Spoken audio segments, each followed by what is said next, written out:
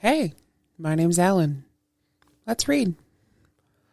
Today, we're going to read Curious George Plays Mini Golf.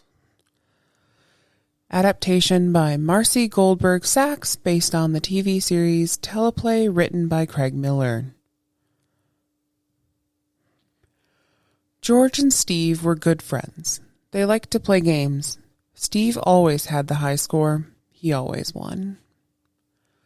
One day, Steve invited George to play mini golf. This was a new game for George. He was curious. Maybe he could win this time.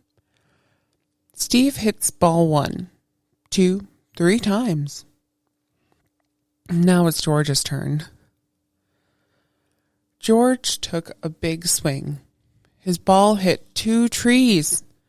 George swung his golf club many times to get a high score. George hit the ball again and again and again.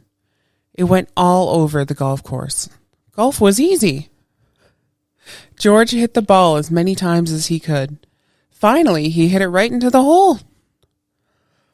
At the end of the game, Steve read the scores. Steve, 35, Betsy, 58, and George, 250. George had the highest score. He was so happy he had won. But George, in golf the lowest score is the best, Betsy told him. I won the game, Steve said. George was surprised. How could a small number be better than a big number? George had an idea. He wanted to win in golf. He had to practice. George asked his friend if he could borrow some things from their house. George made a golf course on the roof. A paper towel roll was his club. He blew in one end. Air came out the other end. The ball moved. He was ready to play. George invited Steve over. George played first. He blew through the tube and got a hole in one.